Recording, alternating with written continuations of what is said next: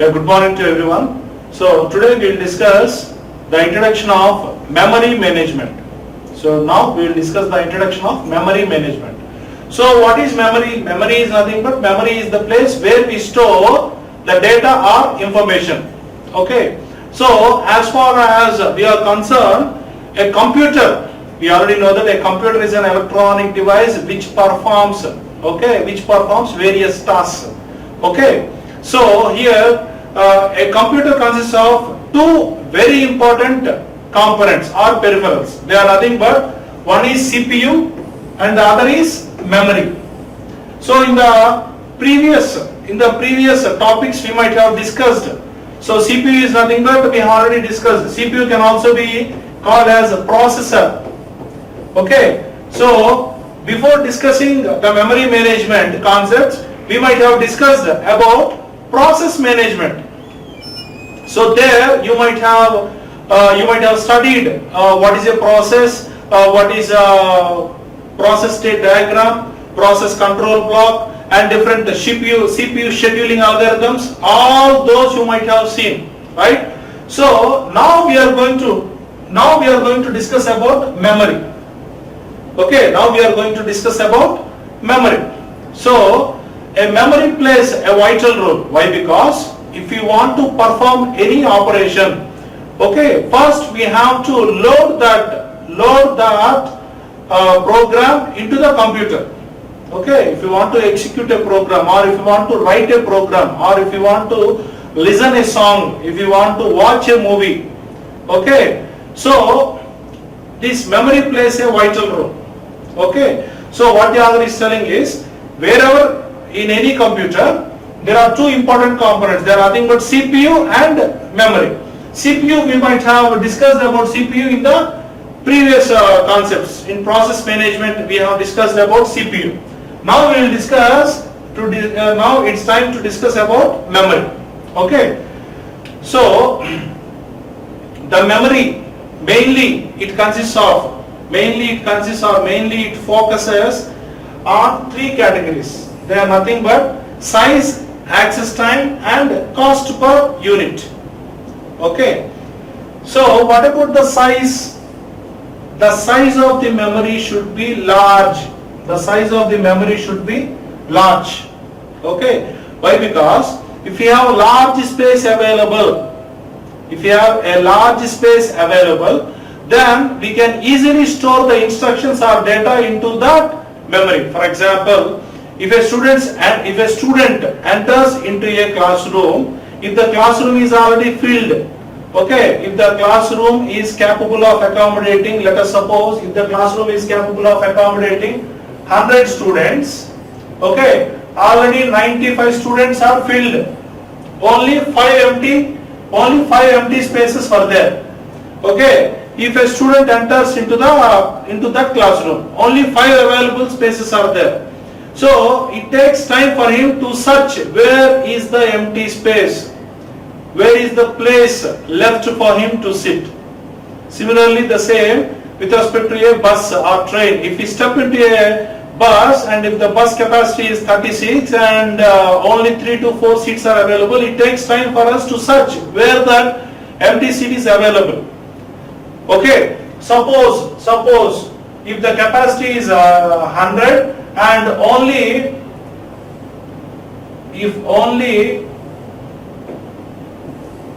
80 seats were filled, 20 seats were left empty, it is easy to identify and it is easy to sit or occupy that place. Similarly, here also the same. So if the memory is large in size, then it will be easy for us to copy or to store any operation or data or instruction in that place. Okay, so that's why we prefer the size to be larger. Coming to the access time, the access time should be less. Why? Because if we want to make our system, if we want to make our system to improve the performance, if you want to improve the system's performance, then automatically the access time should be less. Okay, so if the access time is less, then only the system is said to be upgraded its performance. Otherwise, if it takes more time, if the access time is more, then we don't call the system is performing good. Okay, right? Then the cost per unit should also be reduced. The cost per unit should also be reduced. But practically speaking, all these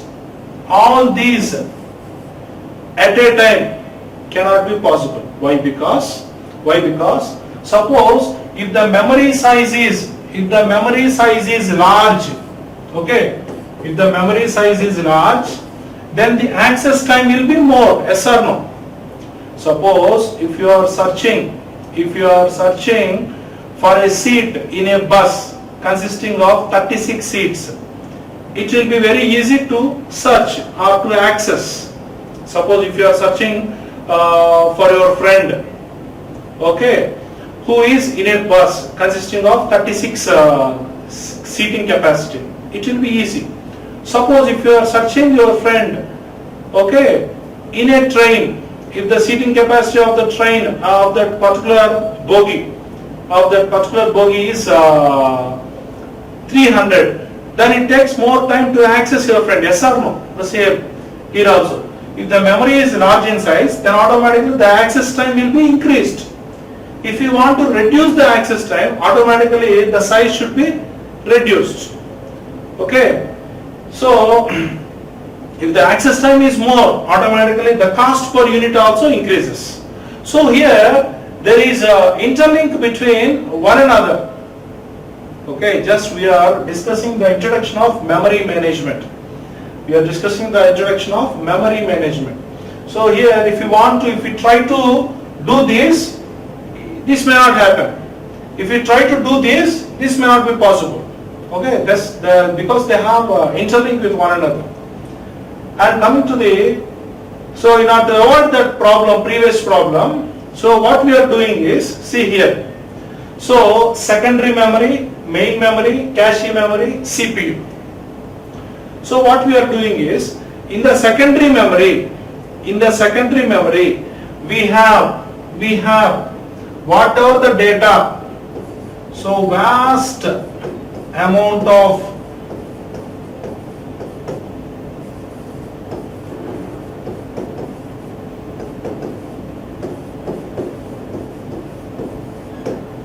so in secondary memory, vast amount of data is stored. That's why for representing, so pictorially we have shown that secondary memory is larger in size.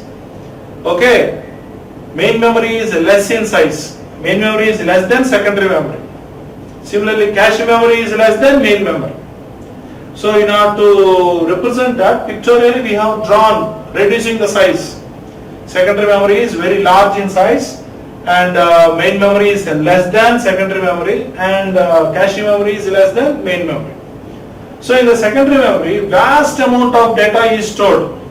Okay, so out of which what we do is, we will pick as well as we have discussed in process management also, we have discussed that in secondary memory plenty of processes will be available, out of which we will pick some processes and we will keep them in ready queue or in main memory.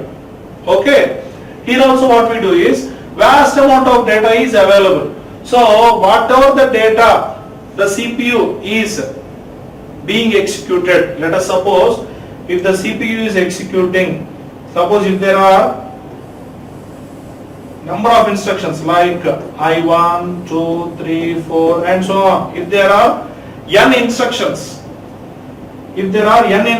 to be executed, okay, and all those instructions are stored in the secondary memory. Okay, for your kind information, CPU, it can't execute all the instructions at a time. CPU can't execute all the instructions at a time. So what it will do, it will execute the instructions one by one or one after the other. Okay, most probably the instructions will be executed sequentially.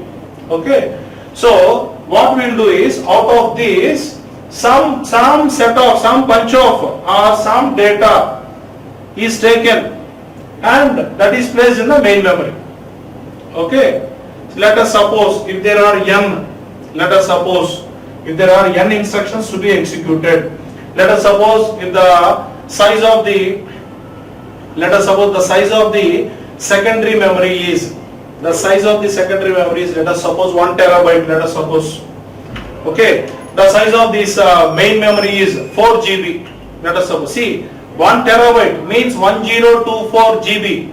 1024 GB is there. Here for main memory we are taking only 4 GB, means the secondary memory is almost 256 times more than the size of the main memory. The size of secondary memory is 256 times more than or greater than the size of the main memory. So that's why what we do is we will pick up some part of these instructions to be executed and we will keep it in the main memory. Okay, so here we have large amount or vast amount of data is available, out of which some part of this data is kept in the main memory. Okay, now what we do is from main memory, suppose if CPU is executing instruction 1, let us suppose if CPU is executing instruction 1, what we do is all the information related to instruction 1 will be stored in the cache memory. Okay, if CPU is executing instruction 1, all the information related to instruction 1 will be stored in the cache memory. Why? Because while the CPU is executing instruction 1, if it needs any reference, if CPU wants any reference, it can immediately refer from the cache memory. Thereby the system's performance, the access time can be reduced and the system's performance can be improved. So while executing instruction 1, the information related to instruction 1 will be stored in the cache memory. Okay, thereby the system's performance can be upgraded or the access time can be reduced. Okay, after finishing execution of instruction I1, if CPU starts executing instruction I2, then the information related to I2 will be stored in the cache memory. Okay, right? So this is for improving the system's performance. Okay, so whatever the information CPU wants, it will search in the cache memory. If the required information is not available in cache memory, then it will go and search in the main memory. Okay, CPU while executing any instruction, if it needs any reference or any data, it will first search in the cache memory. If the data is available in the cache memory, it will take that and it will continue its execution. If the required data or information is not available in cache memory, then CPU will go and search in the main memory.